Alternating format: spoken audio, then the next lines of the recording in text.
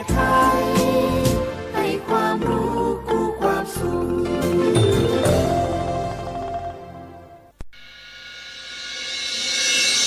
สถานีวิทยุกระจายเสียงแห่งประเทศไทยจังหวัดเชียงใหม่ AM 1476 กิโลเฮิรตซ์สถานีวิทยุภาคภาษาชาติพันธุ์แห่งเดียวในประเทศไทยที่มีความทันสมัยเชื่อถือได้สร้างอัตลักษณ์กลุ่มชาติพันธุ์สู่สากล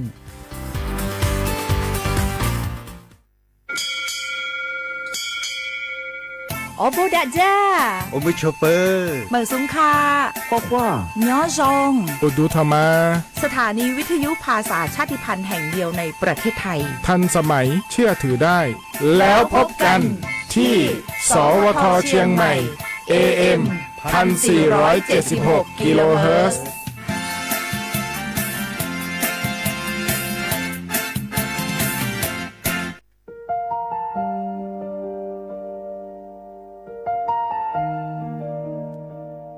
ขอน้อมเกล้าถวายอาลัยสมเด็จพระพันปีหลวงพระแม่แห่งแผ่นดินผู้ทรงเมตตาเหนือเกล้าขอพระองค์เสด็จสู่สวรรคาลัยข้าพระพุทธเจ้าข้าราชการและเจ้าหน้าที่สถานีวิทยุกระจายเสียงแห่งประเทศไทยจังหวัดเชียงใหม่กรมประชาสัมพันธ์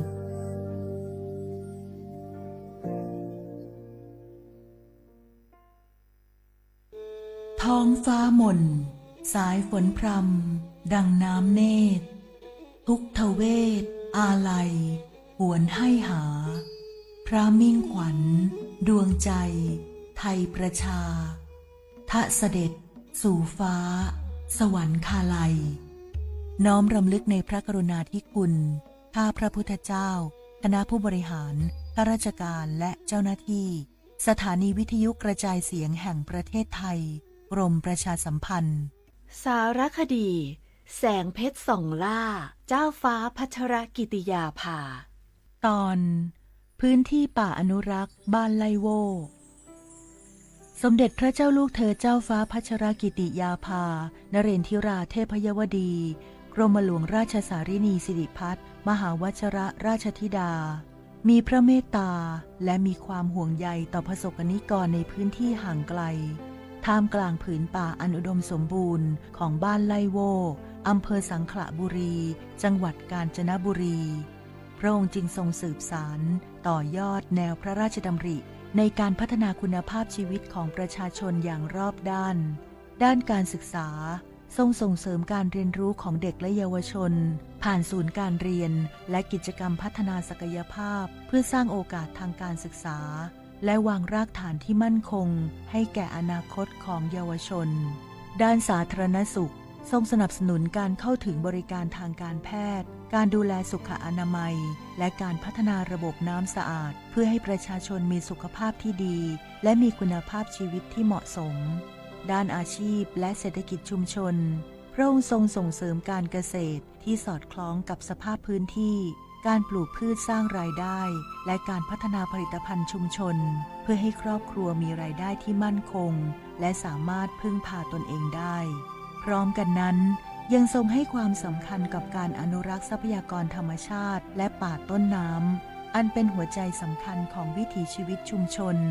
เพื่อให้คนและป่าอยู่ร่วมกันอย่างสมดุลและยั่งยืนจากพระเมตตาและพระวิสัยทัศน์อันกว้างไกลบ้านไลโวจึงค่อยๆเติบโตเป็นชุมชนที่เข้มแข็งสร้างโอกาสเติมความหวังเป็นพลังให้คนในชุมชนมีคุณภาพชีวิตที่ดีขึ้นจึงเป็นอีกหนึ่งภาพสะท้อนพระกรณียกิจที่ประสบกนิกรชาวไทยจะได้ร่วมน้อมสำนึกในพระกรุณาธิคุณของพระองค์ตราบนานเท่านาน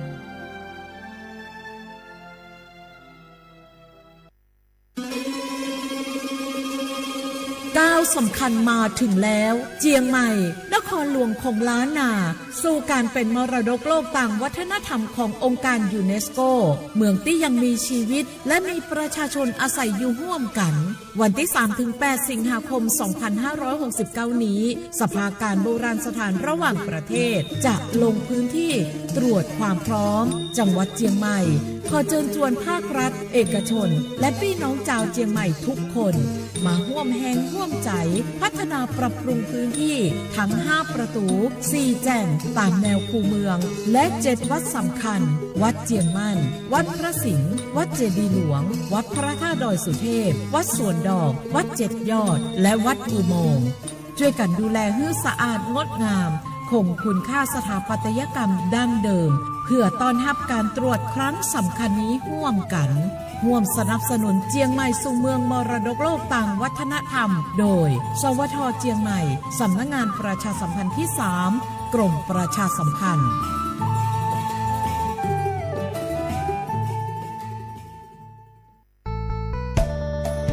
สถานีวิทยุกระจายเสียงแห่งประเทศไทยจังหวัดเชียงใหม่กรมประชาสัมพันธ์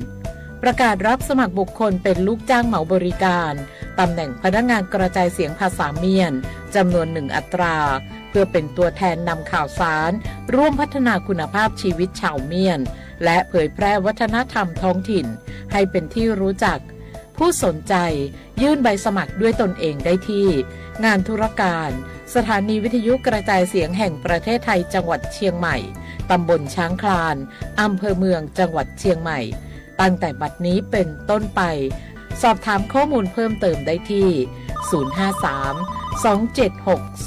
053-276-068ในวันและเวลาราชการมังลิวเอาเก่งเจ้าก็ร่วมเป็นเจ้าภาพงานระดับโลกจัดขึ้นในประเทศไทยการประชุมสภาผู้ว่าการกองทุนการเงินระหว่างประเทศและกลุ่มธนาคารโลก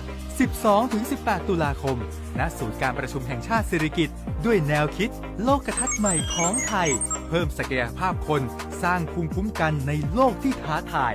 มาร่วมเป็นส่วนหนึ่งของการประชุมครั้งประวัติศาสตร์เพื่อปรับตัวสู่อนาคตร่วมกันอย่างมั่นคงทุกคนเร็วๆทุกคนเก็บของเร็วๆแผ่นดินไหวแล้วแผ่นดินไหวเดี๋ยวพี่เดี๋ยวก่อนจะรีบไปไหนเก็บของไปไหนพี่เนี่ยพี่ดูในข่าวเขาทำคลิปมานะว่าจังหวัดเราเนี่ยแผ่นดินจะไหวพี่ยังไม่มีแฟนเลยเนี่ยกลัวตายมากเลยเนี่ยไม่อยากตายเอ้าพี่ไปฟังข่าวปลอมมาอีกแล้วเหรอทำไมพี่ไม่ไปดูข้อมูลแผ่นดินไหวที่แอป Earthquake หรือว่า Thai Disaster Alert อ่ะเขาบอกข้อมูลหมดเลยว่าสถานการณ์แบบไหนระดับไหนต้องทำตัวยังไงบ้างอีกอย่างถ้ามือถือพี่ไม่มีเน็ตเนี่ยเขาจะมีเซลล์บอร์ดแคสต์ส่งข้อความแจ้งเตือนมาที่โทรศัพท์พี่โดยตรงเลยพร้อมข้อปฏิบัติด้วยเหลือแค่พี่ปฏิบัติตามนั่นแหละต้องใจเย็นๆลงละขอบคุณมากนะน้องโอเครู้ทันสาธารณภัยห่างไกลความเสียหายด้วยความปรารถนาดีจากสำนักงานประชาสัมพันธ์ที่3กรมประชาสัมพันธ์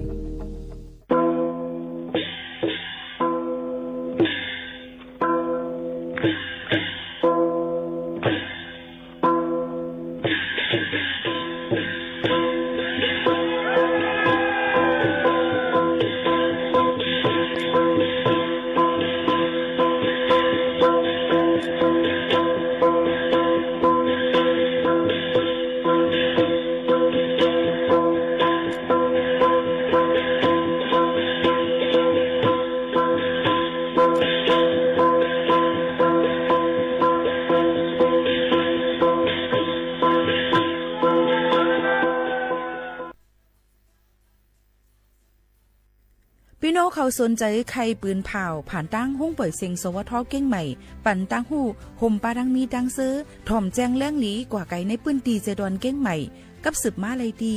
สวทเก้งใหม่หมายฟ้น053-276-068และ0922468579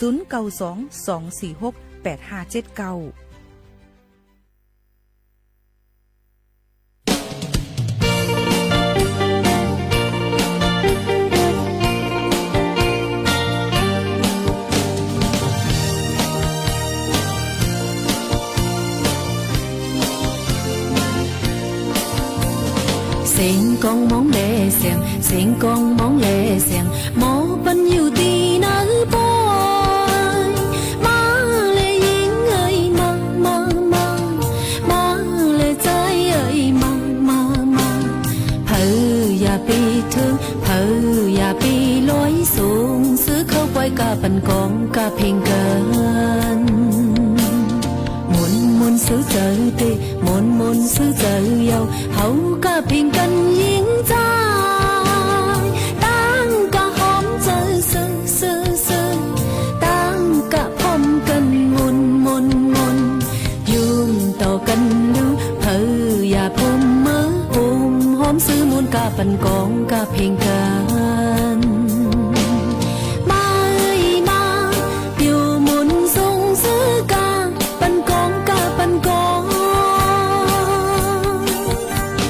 ซื้อเลขตั้งเฮามัน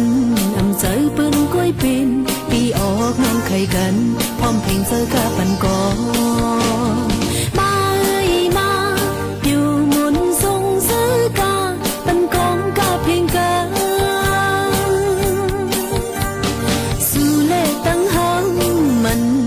เจอปืนกล้วยเป็นปีออกน้องไข่กันพร้อมเพลงเจอกาปันกอง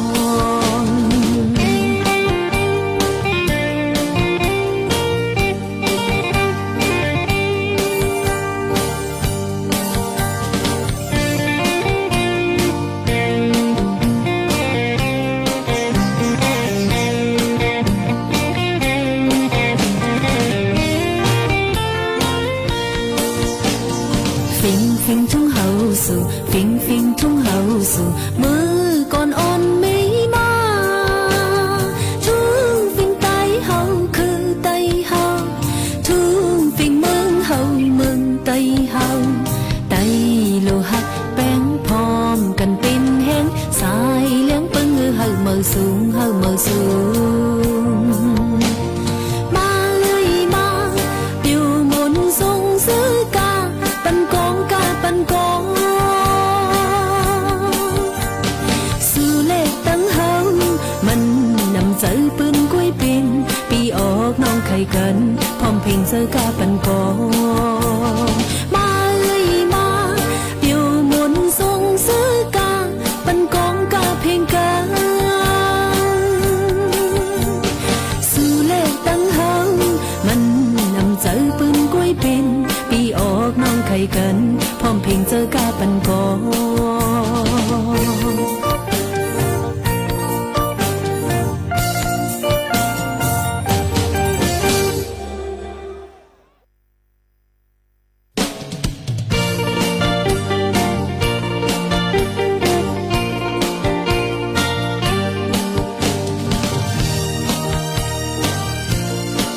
มาซุ้งค่ามาซุ้งพี่น้องปุงยินถ่อมเฮาค่ะกูก็กูก้นตั้งหมดตั้งเซ็งค่ะทบกันดินเนอร์ตอนการห้องปล่อยเสียงสวทเก้งใหม่ AM 147กิโลเฮิรตซ์ปืนปล่อยเสียงกูวันพอถึงมาข่าวยาม 10 โมงถึง 11 โมงกลางมื้อกลางค่ำอยู่จอมก้าวหมูข่าวนู้นเป็นอุ้ยก่ออุ้ยเซปอแม่ปีๆน้องๆเขาในวันอาทิตย์ที่2เดือนธันวาคม2เหงป่าย26ปีใต้2เหง1ปากป่าย20ปีก็จ่า1เหง3ปากป่าย88คู่ค่ะถึงมาเหลือน8ลวง4ค่ำในวันเหมือนในครบทบจอมเขายิงโมขาวนวลสุภาวันเชื้อสารวินเป็นอุ้ยก่ออุ้ยเซปอแม่ปีๆน้องๆเขาดีห้องปล่อยเสียงสวทเก้งใหม่ AM 1476กิโลเฮิรตซ์จอมกันที่ในนั่นค่ะอองตีเหตุการณ์เฮาคายอยู่ที่49เซนตั้งประชาสัมพันธ์จังการเวงเก้งใหม่50100ในออกห่มจมพับดอนกูก็เสแลหมายฝนกับสืบเฮาคาเดเป็น0532760007ค่ะ0532760007ในค่ะอ๋ออยู่เป็นอุ้ยก็อุ้ยเสพ่อแม่ปีๆน้องๆเขาจึงหนังไหนเย้าค่ะกว่าไหลไปไหลก็ให้มีลงตั้งซื่อสาใจกันกูก็กูก้นแลมาถ่อมในตอนการเฮาคาดีในเนี่ยค่ะพี่น้องเขาก็เดเลยหันว่าโซกาข้าวในเนี่ยนั่นค่ะที่มีฝนตกลงมาหลายทีหลายตั้งค่ะอ้อพี่น้องก็รู้เลยฟังกันไว้ในนั่นค่ะยังที่มีฝนตกลงมาหลายทีเอามาได้เป็นเมืองใต้เอามาได้เป็นทั้งเมืองไทยหลายๆองตีเนี่ยค่ะที่มีฝนตกลงมาโหปากมัน70% ในพื้นที่ในนั้นค่ะพี่น้องเขาลองตั้งเสนอก็คัดเสือเฮียงเอามาฝากตอนจูถึงบ่แม่ปีๆน้องๆเขาในค่ะเอากูก็กูก้นนั่นค่ะบ่ได้มาด้วยในนั้นค่ะก็ตีตกนำตีเลยพองหลาตีตกนำตั้งใจตอนแม่ห้องสวรรค์ค่ะตีตกตีตั้งเก่งใหม่เก่งไฮลำปางเมืองพะเยาเมืองน่านเมืองตาก กำแพงเพชรอุตรดิตถ์พิษณุโลกในนั้นค่ะลมกัดลมเย็นจะอยู่ที่23ถึง28องศาเซลเซียสค่ะแต่วัยวันมาจะอยู่ที่30ถึง36องศาเซลเซียสในนั้นค่ะก็นั้นแหละมันก็จะมีฝนตกลงมาในนั้นค่ะต่อพอถึงปูนเนี่ยวันที่6วันที่7วันที่8วันนึงแค่เด็ดตกนำมาเที่ยงในนั้นค่ะเนาะกับนั้นพี่น้องเขาก็หลู่เลยฟังกันไว้ดีกว่าไปตั้งไหลในก็หลู่เลยฟังไว้ถ่อมด้วยข่าวเงาให้ขึ้นตั้นอยู่ตาซีนั่นคือข้อข่าวเป้าตีหลอดเพจะเจออันอยู่จำดังน้ำปังหลายจำเจอในก็ยังถูกหรือเลยไว้ฟังข้าวเนี่ยบ่ถูกดีเลยกว่าเหลดังน้ำปังหลายคณะยันเปิดสั่งละมันเดี๋ยวมีปนห้องว่ามรสุมลมพัดเป่ามาให้เฮียงเดี๋ยวจางให้เธอจางเหลเลยเต็มทนนั่นขนาดนอกจางให้แล้วน้ำปังหลายมันขึ้นสูงมาเลยจังไหนค่ะอันนี้ก็หลู่เลยฟังกันไว้จ้อมในนั่นค่ะเพราะว่าข้ามถามมาเข้าเลยกว่าแอลเลยดังน้ำปังหลายลีเดเสเปิดบอกเดือนเก่าเดือน10เดือน11จังไหนค่ะหลีกหยอขนาดพี่น้องเขาพวกกาบอกเดือน3เดือน4เดือน5นี่ก็สมัยเฮียงเตอร์เน่นเพียวในนั่นค่ะก็นั้นแหละเฮาค่ะถูกดีเลยวางแผนไว้ในค่ะดีกว่าดีแล้วเฮ็ดสังพองจำเจิงหนังไหนค่ะเนาะบ่แม่พี่ๆน้องๆเขาค่ะเมื่อวานได้ไผกรรมลีกันพองในนั้นค่ะพี่น้องเขาค่ะไผกรรมลีกันพองในนั้นค่ะหันโยก็หันก้นกุศลกรรมลีก็จมจอมเนี่ยค่ะก็ได้มีก้อนึงอยู่ตั้ง7วันเก้งใหม่เป็นอุ้ยกอค่ะเนาะเป็นน้องสาวเป็นอุ้ยกอฮู้ก้นฮู้จักเนี่ยค่ะเนาะเตอรางวัลที่1 2ไว้ค่ะ12ล้านค่ะพี่น้องเขาเปิ้นได้มื้อหือเต็มฮู้ก้นเตอน่ะก้นอันฮู้ว่าอุ้ยกออุ้ยเสเตอร์เนี่ยเปิ้นเตอร์เนี่ยก็ไปแก่นบ่เป็นเฮาเตอร์ในได้ทุกทีเนี่ยเฮาได้เฮ็ดจังเหือในเนี่ยค่ะเนาะมันไปถึงข้าวคิวเฮาเนี่ยค่ะซึ่งคือกอลีค่ะบางปอกบางไหลมาลองการที่เฮาค่ะกำเรียนว่าในมันจะว่าได้เหมือนกันกูก็นั่นขนาดไหนย้อนนั้นแหละบางก็เรียกว่ายังตึกถูกดีเลยคือปองให้สร้างจอมหนังอันเฮามีเอ็นแฮงตื่นลางเฮาค่ะในอยู่ในนั่นค่ะเนาะมันเป็นรองจ้ามกำค่ะพี่น้องเขาจังไหนแต่ก็ปักมันจอมมันว่าเฮ็ดทางเอาเพิ่นปุสลาไปต่างตักมาว่าเฮาได้เจอที่ว่าในก็ตามประเภททางเฮานี่ก็ซ้ำไปเจอเที่ยงลูกก่อนนี่ค่ะนะย้อนนั้นอันนี้ก็อย่าไป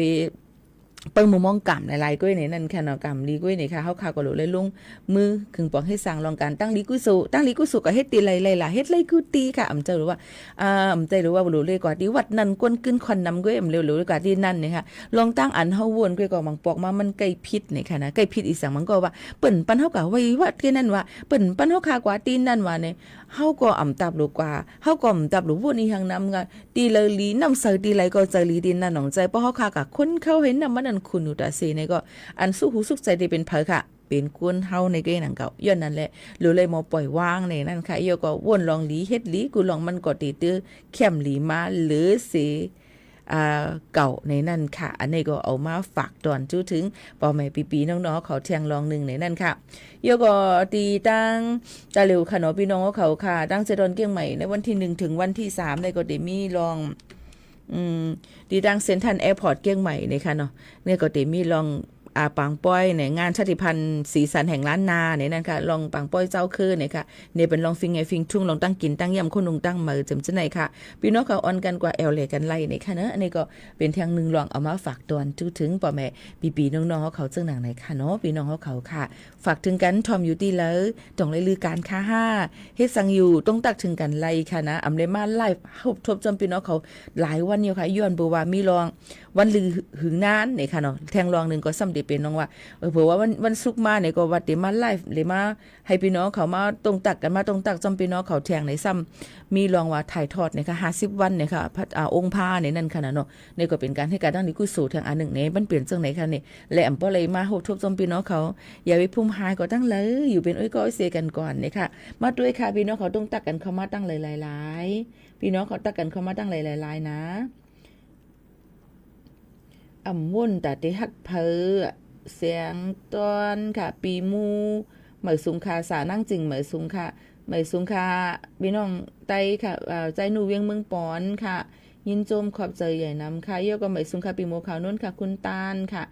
คุณป้อมค่ะเหมยสุงคาก้นเล่าค่ะเหมยสุงคาอ่องค่ำค่ะถูกเมียนค่ะโจข้าวมึงกอกค่ะชอมอยู่ที่มึงกอกค่ะอยู่กรุงเทพเสียฮับถอมอยู่ค่ะคุณไทยค่ะคุณแอนนี่นางคำค่ะมีเผยเทียงหลายๆค่ะเน่เชิญมาลีเองยินส้มค่ะคุณป้อมหายไปไหนคะห่อมหายเนาะสูมหายเฮาหายเนาะโอเคปันแห้งอยู่ค่ะต้องลอกข้ามไหมสุงค่ะไหมสุงวันลือค่ะปีโมค่ะนุ่นค่ะทอมอยู่ที่เมืองฟางค่ะยินส้มขอบใจใหญ่น้ำค่ะไหมสุงค่ะน้องโมทอมอยู่ที่ตั้งโมโชค่ะยินส้มเหมือนกันค่ะสายน้ำเต้งทุ่งอุเปี่ยมค่ะควันหักค่ะหลายๆก็ต้องตักกันเข้ามาค่ะเนาะเมื่อในดีเตมันเป็นวันลือค่ะปีโมค่ะนุ่นสำเร็จมาอยู่เขาเว้นเพราะเป็นวงเตมาก็วันที่ วันที่หังในที่8ที่9ค่ะก็ได้มาเข้าเว้นเหมือนกันก็มาอยู่เป็นอุ้ยก้อยเซพี่น้องเขา7วันเต็มๆมีวันลือค่ะเฮือนๆเพียวๆปัดๆดับๆหรูลาแล้วเนาะพี่น้องเขาว่าเพราะเป็นวันเฮาเมืองเฮากลางค่ำกลางคืนนี่ก็สม่ำไรเนาะเพราะว่าปัดเฮือนกลางค่ำกลางคืนมันรีบดีเตมันกลุ่มหันเลยเนาะมีข้าวย่ำน่ะก็เลยปัดค่ะพี่น้องเขาว่ายินจมขับใส่ดอนดาตวนหมอกมาปั่นค่ะคุณป้อมค่ะถอมด้วยข่าวเงาเชียง1อันค่ะปนมาเมื่อวันที่4เดือนธันวาคม62เฮงไป26นั่นผู้ชายก็1ชื่อห้องว่าเป้าหนีสักหมอก3ม50ปีค่ะวันหยงปั้นหน้าล่อเจเวียงปังสร้างปังค่ำค่ะนาลินกุ้มกำตับซึกว่าเอาผ้าเวียงผ้าตุ้งนั่นพันคอเมนางเจ้าเก่าตายขึ้นเนี่ยค่ะพันเมนางตายก็เอ็มก้าเฮ็ดให้ปากนคางเฮือนแทง3เกาะแลเลยหมัดเจ็บกว่าแทง2เกาะเนี่ยค่ะเลยหู้หนังไหนค่ะนะลุมตราซึกว่าปืนเผาว่าเลยตินยอบไว้ผู้ใจก็อันเจมมือในวันที่10เดือน6 2เฮงไป26นั่นหรือนั่นผู้ใจก็นั่นกินยามาหึงเหี่ยวเสและใกล้ๆมีปัญหาลองเงินตองจอมกลในมุงหอเฮือนในปืนเผาไว้จังไหนค่ะก็นั้นแหละฝึกวันถึงมาวันที่30เดือนธันวาคม7 2เฮงไป26ก็เลยกดท่าทันว่าเป้าหนีในป่นเปลี่ยนการตั้งเจอคายแหมก้นจอมหนังปึงเงาปึงมึงนาลินพองงำว่ามาตราคักตัวที่4มีตัวต่ำตายในค่ะการปันต่ำตายนั่นแต่ก็เจอกองยื้อตายเสียตัวตายแต่ก็เลยหันฝ่ายแต่ซึกว่าเขาปุดเจียงเนป้าอยู่เนี่ยค่ะห่างตรงแต่ก็เนป้าเนี่ยค่ะลองตั้งเจอในก็ลองเป็นเพยาเมากำในนั้นก็มันดีโกเนี่ยในค่ะเนาะพี่น้องเขาค่ะเยาก็ตุ้มเตอถึงตัวเจ้าเก่าตุ้มเตอป้ากนหักในเฮือนในเยเฮาค่ะหิมหอมเฮาค่ะและลุซุมเงินตองเจิมจังหนังไหนค่ะก็นั้นลองตั้งอันนี้ก็ย้อนฝักฟังไว้ปันกูก็กูกวนสิอย่าไปกว่าทรงมืดกำคือกำลองยาเมากำล่าๆเลยค่ะฝักฟังไว้ปันจังหนังไหนค่ะเยาก็ยังจะมีเทียงเลยค่ะย้อนเพื่อว่าลองกุ้มกำจอมแลนลินเมืองไทยเมืองมานเนี่ยค่ะมีลองสุกซักอ่อนอันกันอิดออดเสแลมาได้เป็นลองการ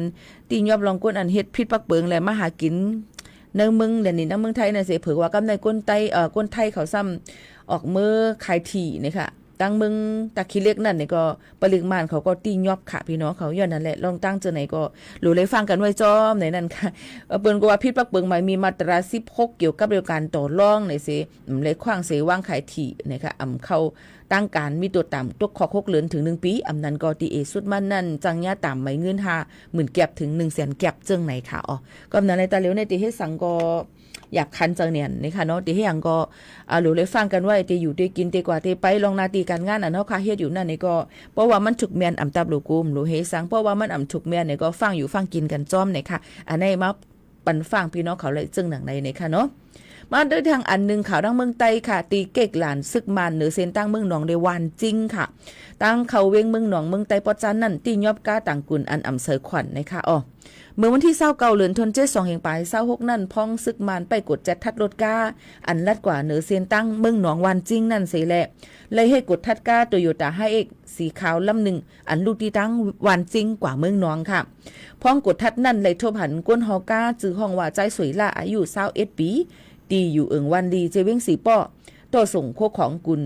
สินอันเล็กสร้างขวัญ34เมลก้นตีในปืนตีเขาก็รัดว่าย้อนกุลสินใส่ขวัญเสตุ้มเตอร์ตอกเจ้ากุลและเจ้าป้ายมากมีเจอใส่ขวัญเขานัดเมินนันเตะๆเนี่ยค่ะ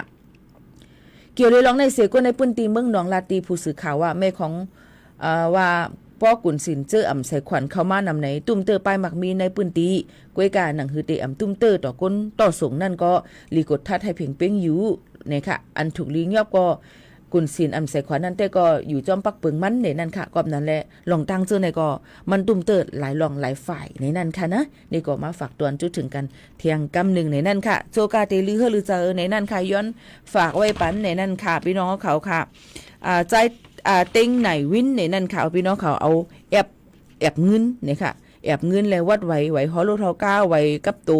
เอาไว้เหตุการณ์เต็มจังเลยค่ะตัวคงตัวขายไว้ตั้งเจดอนเก้งใหม่ในเมืองเก้งใหม่ในมีผู้จักรีเขาเก็บไรเสมีปางเงินตองจอมสังเจวาฮู้จักเนี่ยค่ะใจเต็งไหนวินในขณะในเอาป้าจอมได้ไหวมันค่ะเนาะก็กว่าลาดไรหมอกลาดผันมันใจไรในนั่นค่ะย้อนบ่ว่าตะเหลียวในก้นเจอหลีเขาเก็บไว้แอบเงินมันใจในสิเอากับฝากไว้ปันที่ห้องผ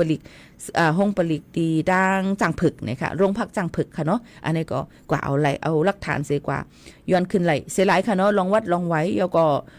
ลองไปขับขี่ไว้ฮอลโลโทกาจำเสนค่ะในก็มาฝากตวนปืนเผาปันจ้อมในนั่นค่ะทางอันนึงก็ได้เป็นสืบข่าวจ้อมหาเนี่ยค่ะ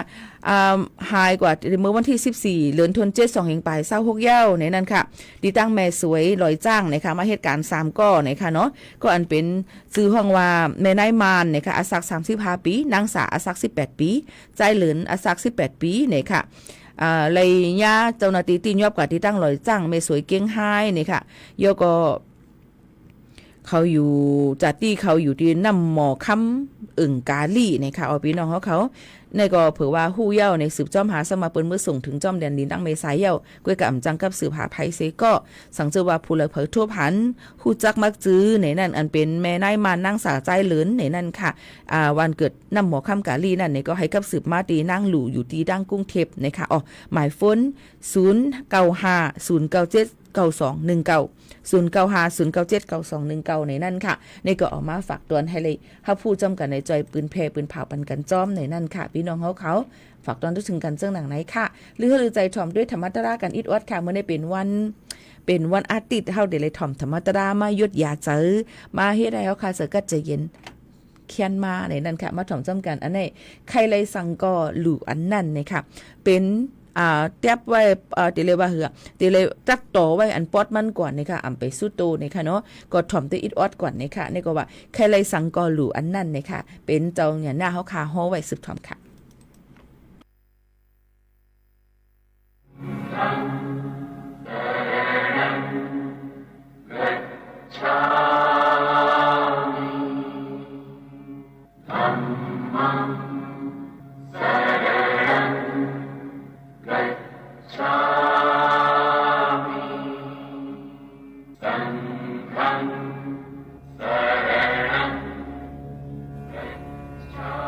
เมื่อนายปีศาสนาคราเป็นเจ้า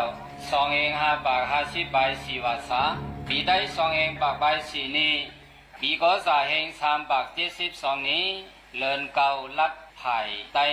เลิน10ลัดไผ่เมืองปีเคร2 ใบ10เลินเซปเทมเบอร์วันที่8ห้องยามกลางค่ำ8:30 น30 นาทีปีในวัดท่ากระดเวียงเก่งไหมคำไหนขึ้นไหนถ้าเอาลองดังวันศีลวันธรรมเนาะอันนี้เป็นลองดังมันดีๆงามๆสิแลไหนผิดบ้างเอาส่วนตัวเจ้าผู้ว่าเฮาเป็นเก้าเป็นเงาเฮาเสียวไหนส่วนตัวเฮาเจ้าผู้ญาณสิริวัดสันทรายเวงดาคิเล็กที่เฮ็ดเป็นเจ้าธรรมะเทศนาสิแลต่อได้ลัดแน่ลองธรรมะตราสู่แก่สู่ขาวว่านั่นแหละก่อนตั้งเมื่อสู่เก่าฮาไปเดชถ่อมธรรมะตรากันกว่าไหนนางพ่อแม่พี่น้องเสือคือผมว่าเวเนียสัตวะ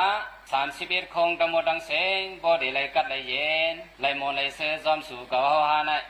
กลายเป็นผู้ศีนาศีนเฮาเขาและผมว่าบริษัทสมาถ่อมตราเล็กใหญ่หนุ่มเฒ่าตะมดังเสงอ่อนกันหอมมือเสียแล้วว่าจอมหลังเฮาเสาเฮ็ด3 ปอกหนึ่งเนาะสัตวะตังเสงเฮเขนยานไกคำวันไหนโดใสให้เสือสางอยู่ลีกินหวานกูสาดปานเหตุการณ์ฮลีกว่าพี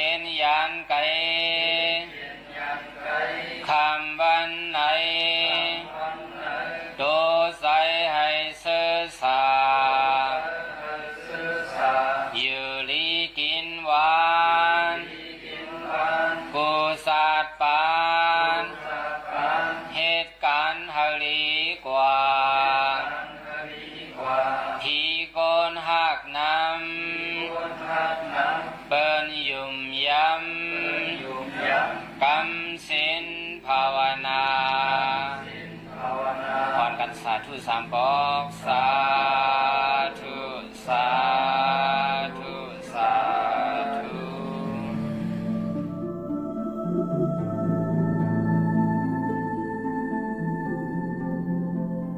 คำไหนเป็นไหนเขาเจ้าดีใจเวลาหมอกหนึ่งสูมองไงกันหนึ่งกับว่าเนาะก็ใจถึงหนาก็ไหนกำพองว่าใครปอกเคยนโยมาถึงมือหามองหน่อยด้วยเนาะ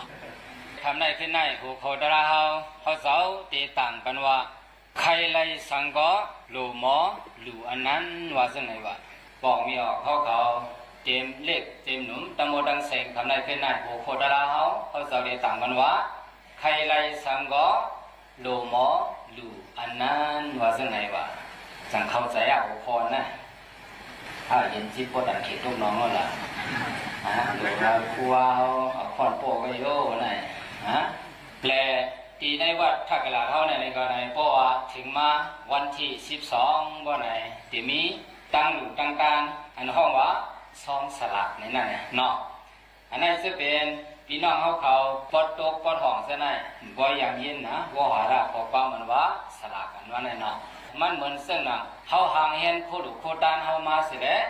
เขามาจกเมเสียแล้วอยู่ด้านปันสังขาเขาเจ้าหวยอันนี้เป็นอันเกียรติมันเนาะและเขาใครอยู่สังก็เขาห่างเห็นมา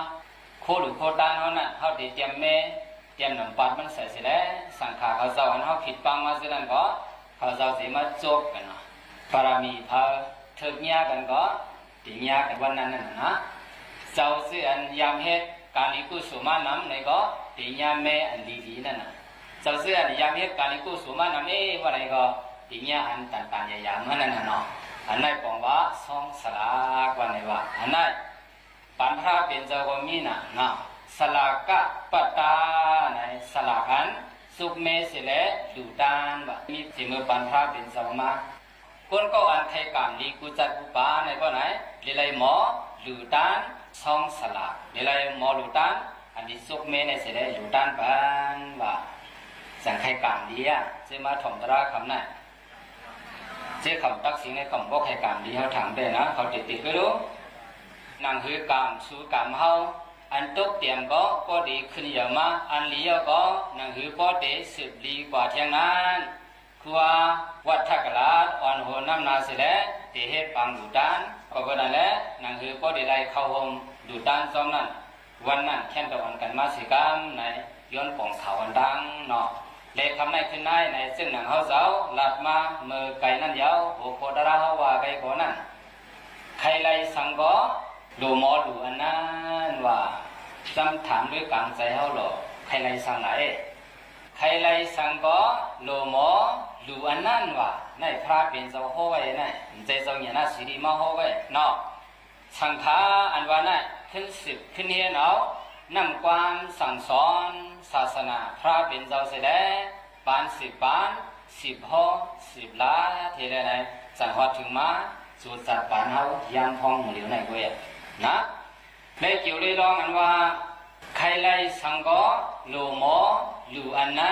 อันว่าในผู้ขอดระอันไหนเขาจะเอาในปัจจัยสัมยุตตะนิกายาในปีกสามของปาไว้ปักหนึ่งเนาะในสัมยุตตานิกายานั้นก็สัมปาในอันว่าเทวดาสัมยุตตาวะเทวดาในสังขยามเย็นเทวราเนี่ยเป็นสังว่าไหนเป็นเพียเนาะปานพระเป็นเจ้ายังตึกมีตัวมีใสนั่นบอกว่าถึงมาหมอกเต็งขึ้น1 มอง2 มองว่าไหนอันมาถ่อมตราพระเป็นเจ้าน่ะเป็นพระว่าไหนเป็นผีว่ะอันผีเขามาถ่อมตราพระเป็นเจ้าเอแหละอันพระเป็นเจ้าโคปันตราตังโมตังเสงน่ะสังฆาเขาจะขึ้นมาเก็บตอมสู้กันเสียแหละเฮ็ดปักปีกาดไว้ปักอันนั้นต่างกันสิมันว่าสัมยุตตานิกายะเทวดาสัมยุตตาว่าไหนวะเหมือนจังนางมังกรสุข30 ปลาย 8จังเฮายามเย็นอันนั้นเป็นเผามาผิดปังและพระเป็นเจ้าไรโฮว่าไหนเฮายามเย็นวะคุณผีมาต้องป่านเมื่อเต็งขึ้นและพระเป็นเจ้าไรโฮไว้มังกรตราหลายป้าไงก็30 ปลาย 8 ป้ากูเอาต้องป่านจะนั่นเป็นผีมาต้องป่านเต็งขึ้นและพระเป็นเจ้าไรโฮไว้สองใจว่าไหนถ่อมได้หรอ เอกังสมัยยังภควาสาวัตถิยังวิหารติเสตวันเนอานาถาปินติกัสสะอารามเมอัฏฐะโคอัญญตราเทวดาเทวดาเนี่ยเป็นภาวะไหนเป็นผีนะมาตรงปั่นตรามังลา30ไปเป็ดปานะใช้กุนเฮาตรงปั่นซึ่งดังนั้นก็ทำได้ขึ้นไหนในอันเฮาเจ้าดีฮอนี่ในก็อ่ำใจกุนเฮามาตรงปั่นว่าเป็นผีมาโลลาได้แหละพระเป็นเจ้าไล่ฮอนี่ตราอันไหนใครไล่สังก็ล้วนนั่นอันไหนคนที่ทานซึ่งหือล่ะก็ไหนมี5ข้อหลายข้อว่าไหนความ5ข้อพระเป็นเจ้าก็ขึ้นตอบใน5ข้อเพราะว่าพระเป็นเจ้าตอบใน5ข้ออย่างก็ไหนก็อันคุณพี่ถามนี่แหละพระเป็นเจ้าขึ้นฮอปันทำแทงคอหนึ่งอาเสียดมันน่ะก็กับสี่โคว่าในสังกย้อนอาเสียดมันน่ะแทงมันแทงอินแล้วในสังกย้อนเหรอก็ว่าผลผีใครถ่อมตราน่ะแหละพระเป็นเจ้าฮอปันอาเสียดมันแทงอันหนึ่งว่ะเพราะนั้นตราเหมือนน่ะจะเป็นตราหลายคอว่าไหน6ข้อคำไหนขึ้นไหนก็บอกว่าเป็นกรรมวาสาและตรา6ข้อน่ะอ่อนกันตองฝังมันดีๆเนาะอันคนผีมาทำ5ข้อนั้นเป็นสังหลายๆบ่ไหนนับบัดนี้เก่งจะโตปละโตโหดี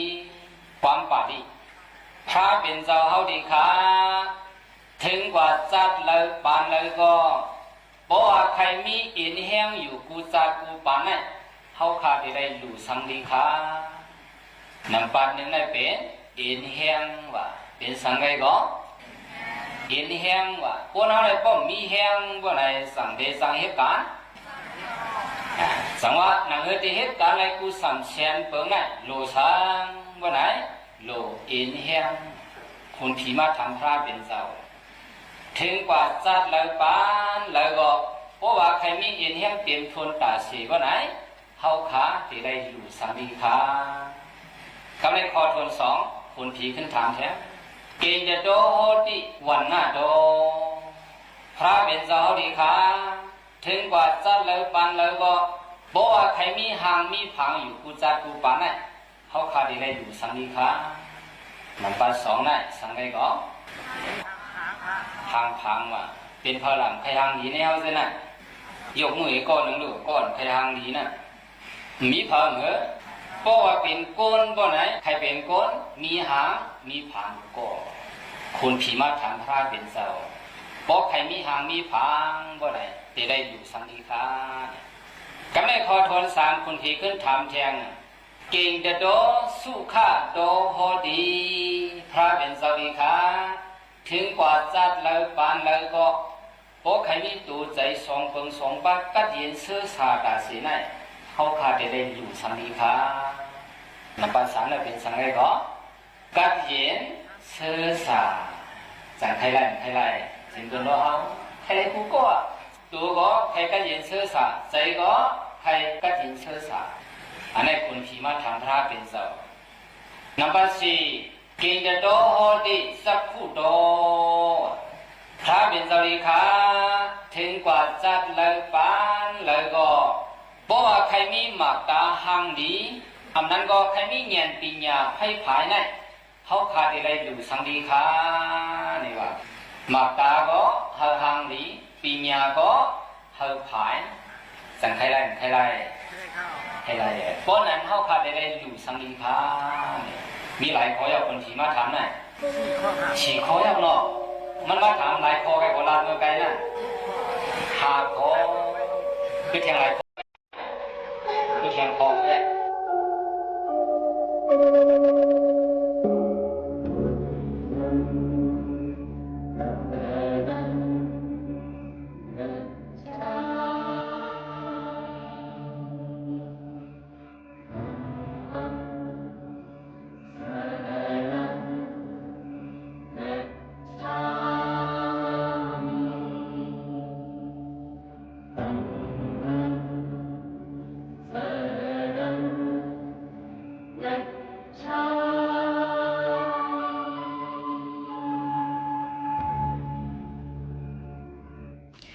พี่น้องเขาค่ะอันพี่น้องเขาเลยถ่อมกับเป็นธรรมตราปอดอ่อนตอนหนึ่งก็ยังไปเย้าตัวนี่ขณะมันมีหมอก1ชั่วโมงนี่ค่ะนี่อันนี้เอามา13 นาทีปลายก้อยนี่นั่นค่ะก็ได้เป็นรองใครเลยสังเฮาก็หลูเลยหลูอันนั่นในนั่นค่ะตอนดาติหลูนั่นซ้ำติเลยมีอีสังพองเมื่อในเฮาค่ะเลยเฮียนฮูเลยถ่อมกว่านั่นก็ได้มีรองว่าเฮาหลูเลยมีเอ็นแห้งบ่มีเอ็นแห้งซ้ำหนังหือบ่ได้เลยหลูเที่ยงทำติเฮ็ดสังเนี่ยก็ใครหลูเที่ยงก็ได้เลยมีหางพังหลูเลยมีรองกัดเย็นซื้อสาเจิมซึ่งหนังไหนค่ะนี่ก็เป็นโหหุบมันเอามาฝากตอนถึงพี่น้องเขากับนั้นเนี่ยอย่าไปมุ่งมองว่า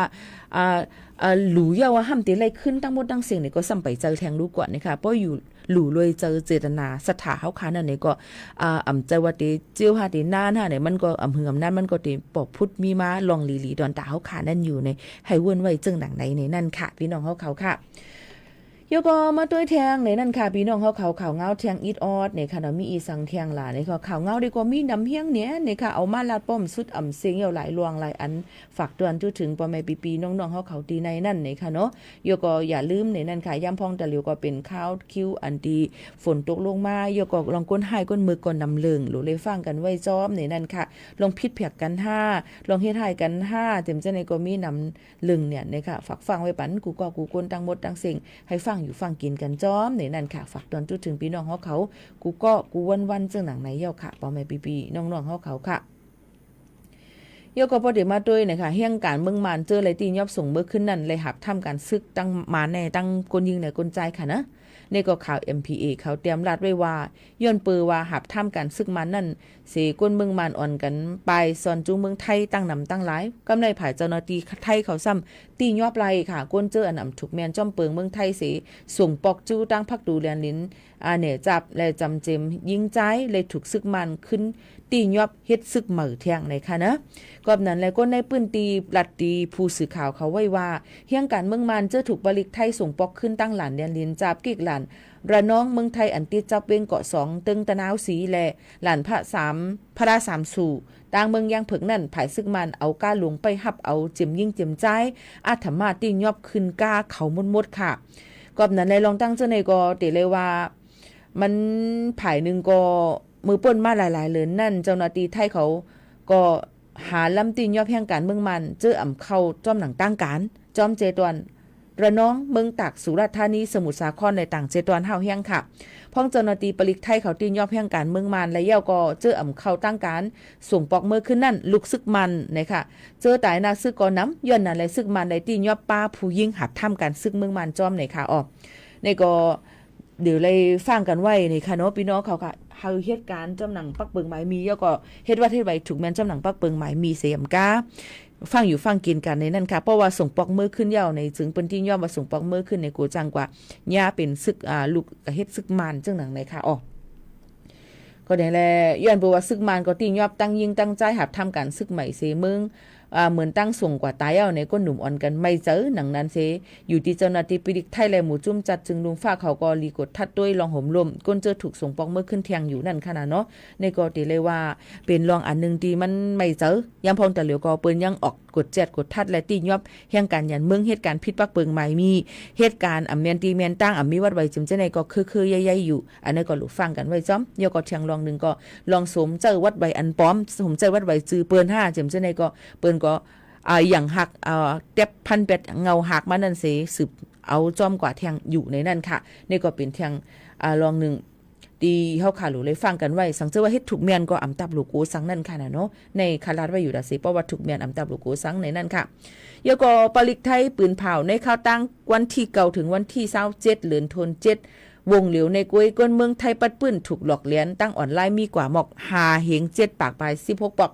เลยซุ่มกว่าเงินไทยล้านห้อหมอก1ปากปลาย77ล้านบาทในค่ะอันยาหยอกแลนในเตกอกำนำเตเป็นย้อนลองขายโคของและลองหับจ้างตั้งออนไลน์นำเหลือวงป่นมาใน2ปาก20ปอกในนั่นค่ะคนในเมืองไทยปัดปื้นยาเรียนเหนือสื่อ Facebook ว่าลองอันปลอมขายโคของและใน Facebook เพจปลอมการหับจ้างโฮมเซงอยู่4เหง4ปากปลาย29ปอกอันตึงลาดไว้ตีห้องปริคันมีอยู่โหปากมัน 77.5% ในค่ะย้อนเปิดการหยอกแลนในเสแลซุ่มเงินจอม48ล้านปลายเงินไทยแลเป็นเพศดอกก้นเจอตื้อสื่อตรงวงก้นในปลิกยังปั่นฟังไว้จึงไหนค่ะป ปื้นตีอัญญาเลียนจึงอันนำสุดได้เป็นเจเว้งหลงกุ้งเทปอันนี้ค่ะมีอมุคดีอยู่84เรื่องซุมเงินจอม 8.35 ล้านปลายเจดอนนนทบุรี38เรื่องซุมเงินจอม 4.12 ล้านปลายหรือเสนั่นก็ต่างเจดอนมี16เรื่องซุมเงินกว่า 300,000 ปลายจังไหนค่ะย้อนนั่นแลการกดทัดปลีกผายเพียวมวยการหลอกเลียนเขาก็แต่มีป้าผู้ยิ่งถูกย่าเลียนนำเหลือก้นใจค่ะและเป็นก้นหนุ่มในแก่กลาง21ถึง30ปีเด็กใกล้ๆย่าหยอกเลียนพ้องซื้อโคกของตั้งออนไลน์กำน้ำก้นเซียนป่านอาสาก31ถึง43เตีย่าหยอกเลียนย้อนเปิดกันงานจำจึงหนังในค่ะย่ำเหลียวปลิกไทยก็ที่ยอบไหลก้นเหลียนหาเกาะแต่สองก็เป็นก้นไทย1ก็เป็นแขแลเป็นเขเฮยก็แทงสองก็เป็นก้นเมืองโกริยาหรือเสนั้นยังตึกห้ามตับไหลป้ากูผู้เจอตึกอ่างเตอ้วนเงินลอยปั่นในเยเงินก้นเดียนแต่เศร้า2ก็แทงลูกกว่าในนั่นค่ะลองตั้งอันในพี่น้องขอหลุเลยไว้ฟังกันค่ะเนาะลองเปิ้นว่ารีวิวลีนาวอันนี้เจอลีนาวมันตรงปกเต็มจะไหนก็พี่น้องเขาขอหลุเลยฟังกันไว้จ้อมในนั่นค่ะฝากไว้ปั่นพี่น้องเขาจึงหนังไหนค่ะนะถ่อมได้เพียงกว่ามันหูถูกใจจึงข้อขมนั่งคำนองห้องไว้ค่ะ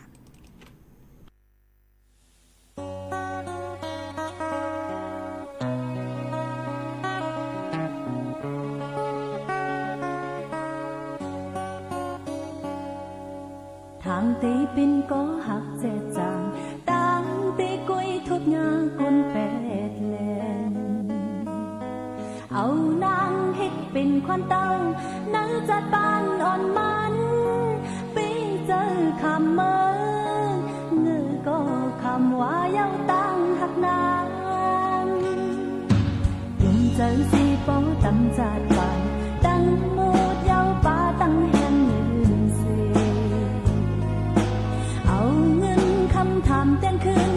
จึงหักในจองนี้ปีเจอคำเมื่อก็เลยหูเขาก็ปออีลือนามีเพียงความคุยเยาจอยลัดลองตั้งคอคงปานคนสุมพาจึงนั่งนางจึงขึ้นจึงวันให้ก็มักตาสันปองเคยยอม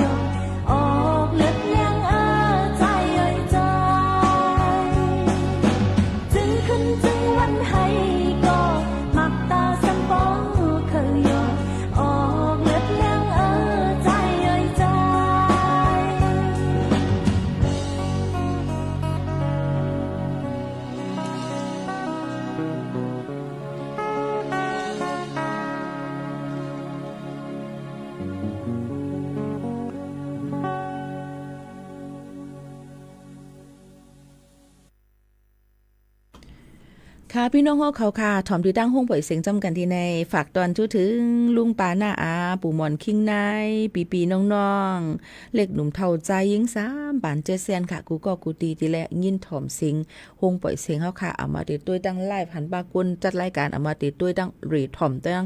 เรดิโอออมลมเนี่ยจึงย้อนให้กล้าขายมักหลึงมักมีเงินคำหนังกลางจะยังอ่านให้เต็มทุนอันลำลองหรือเสเปิ้นก็ลองป้ายอยู่ลีค่ะเพราะว่าป้ายอยู่ลีเฮาค่ะลีในจึงเฮาค่ะก็ได้เหตุการณ์ง่ายเงินตองก็ได้เข้ามาง่ายสังเกตว่าอยู่อำลีกินน้ำวันเนี่ยก็ให้เจ้าจื่นขึ้นแค้นขึ้นเพิ่เสกำกูก็กูก้นค่ะให้อยู่ลีกินวานก้างยานเพเคนหนังกลางจะยังอ่านก็เฮาเต็มทุนกันในนั่นค่ะออพี่น้องเฮาเขาค่ะย้อนสู่ปันกูก็กูก้นเนี่ยค่ะเนาะเมื่อพุกมาถ่อมจำกันเที่ยงในตอนการเฮาคาที่ในข้าวยาม10 โมงถึง 11 โมงกลางเนื้อกลางค่ำข้าวยามจมหนังดังเมืองจึงไทยว่าเป็นวันผังเมืองมันนั่นนี่ก็บ่เป็นเมืองไต้ก็ได้เอาเจ้าเมืองมันก็ได้เทิงกว่ามอกึ่งก็ได้เป็นมอเก้ามองควายถึง10 โมงควายจึงซึ่งหนังไหนค่ะเนาะพี่น้องเขาข้าวยามก็จึงเมืองผังจึงเมืองมันก็เป็นไปไกลๆกันซึ่งหนังไหนค่ะขอบใจถึงกูก็ตีไว้ข้าวยามมีกาขันมาถ่อมจำกันเสผัดยันมือก่อนอันพี่น้องเขายันเพียงความไต้หยานเมืองในค่ะอ๋อยก็แทงเพียงความอันว่าเกี่ยวกับแม่นั่นในตอนที่ตั้นขึ้นอ่ำหู้ป้อมตั้นขึ้นมาพุกมากค่ะมาเปิดปันค่ะขอบใจใหญ่นำกูก็กูก้นค่ะเหมือสูงค่ะ